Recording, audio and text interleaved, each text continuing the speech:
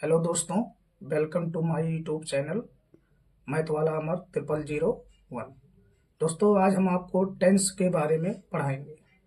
Tense का मतलब होता है काल या समय।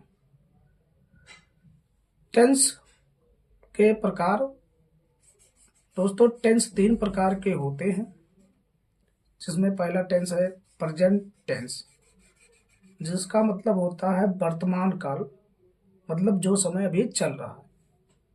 दूसरा पास्ट टेंस, जिसका मतलब होता है भूतकाल, मतलब जो समय बीत गया है।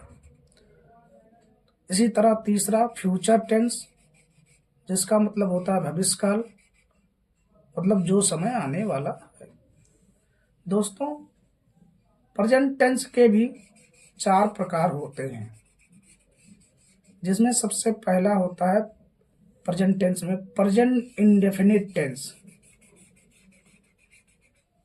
इसी तरह प्रेजेंट टेंस का दूसरा भाग होता है प्रेजेंट कंटीन्यूअस टेंस।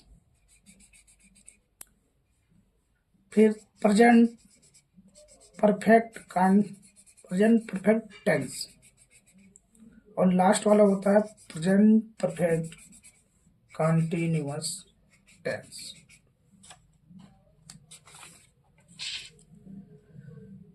इसी प्रकार काइंड्स ऑफ पास्ट टेंस, मतलब भूतकाल के भी 4 प्रकार होते हैं।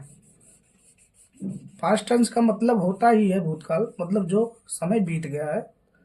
जैसे प्रेजेंट टेंस के 4 भाग होते हैं, अभी आपने आगे देखा, वैसे पास्ट टेंस के भी 4 भाग होते हैं, जिसमें पहला पास्ट इंडेफिनिट टेंस, जिसको हम सिंपल सेंटेंस या सिंपल टेंस के नाम से भी जानते हैं।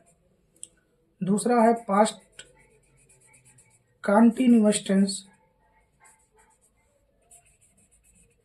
तीसरा पास्ट परफेक्ट टेंस, और चौथा है पास्ट परफेक्ट कंटीन्यूअस टेंस।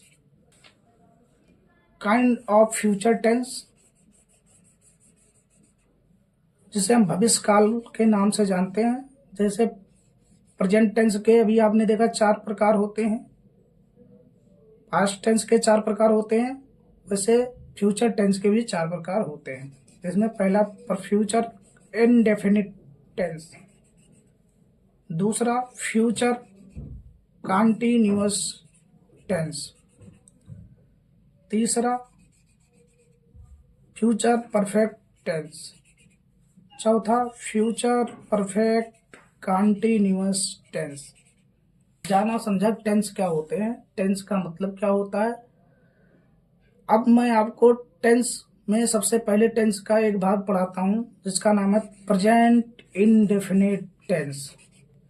इसकी डिफिनीशन होती है definition of present indefinite tense. इसमें इस प्रकार के वाक्य के अंत में ता है, ती है, ते है, ता हूं, ती हूं आदि शब्द आते हैं। मतलब वाक्य के अंत में ता है, ती हूं, लास्ट में ता है, ती हूं आदि शब्द आ सकते हैं।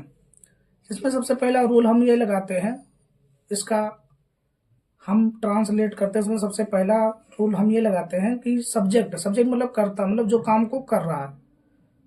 सब्जेक्ट में नेम, मतलब किसी का नाम, राहुल, आकाश, पवन या कोई भी नाम हो, या ही प्रोनाउन ही, सी, इट, तथा एक वचन कर्ता के साथ मेन वर्ब मतलब मुख्य क्रिया में एस या ईएस का प्रयोग करते हैं। Rule number 2, you, they, girls, I, we, boys, children के तथा बहुवचन के साथ मेन वर्ब में हम यस या ईएस नहीं लगाते हैं। मतलब एक वचन अगर कोई नाम आए या ही सीट में कोई आएगा तो हम यस या ईएस लगाएंगे। अदरवाइज अगर बहुवचन आया या you, they, girls, boy, children या आई, वी, कुछ भी बहुवचन में आ गया तो हम उसमें यस या यस। अब इसका फार्मूला है सिंपल सेंटेंस का। इसमें भी कई प्रकार के सेंटेंस होते हैं, जिसको हम पहला सिंपल सेंटेंस, दूसरा है नेगेटिव सेंटेंस, इंट्रोगेटिव सेंटेंस। तो सबसे पहला सिंपल सेंटेंस, जिसको हम साधारण वाक्य के नाम से भी जानते हैं। फार्मूला हमें लगाएंगे कि ट्रांसलेट करते समय सबसे पहले सब्जेक्ट रहेगा, मतलब कर्ता। सब्जेक्ट का मतलब होता है कर्ता। फिर मेन वर्ब मतलब मुख्य क्रिया। मुख्य क्रिया का मतलब होता है जो काम सब्जेक्ट के द्वारा किया जाए। ऑब्जेक्ट मतलब कर्म, मतलब अगर कर्ता कोई काम करेगा, बाद में क्या रिजल्ट आएगा वो कर्म पर निर्धारित करता है, मतलब उसे हम ऑब्जेक्ट कहते हैं, जिसे हिंदी में हम कर्म भी कहते हैं। अदर उसके बाद और जितने भी शब्द आएंगे उनका हम ट्रांसलेट करेंगे। सबसे पहले है राम। एग्जाम्पल में राम स्कूल जाता है, तो यहाँ पे राम कर्ता हो गया। राम क्या हो गया? कर्ता। और स्कूल क्या हो गया? कर्म हो गया, मतलब स्कूल जाएगा। जाना उसका हो गया मुख्य क्रिया। तो राम मुख्य क्रिया गो, मतलब जाना होता है, तो गो में मैंने बताया था पीछे रूल में कि नाम आएगा तो उसमें यस या यस लगेगा, तो गो में ई यस लगेगा, तो गो का क्या हो जाएगा? गोज। और स्कूल जा रहा तो स्कूल टू दी स्कूल, क्योंकि स्कूल के साथ हम दा लगाते हैं।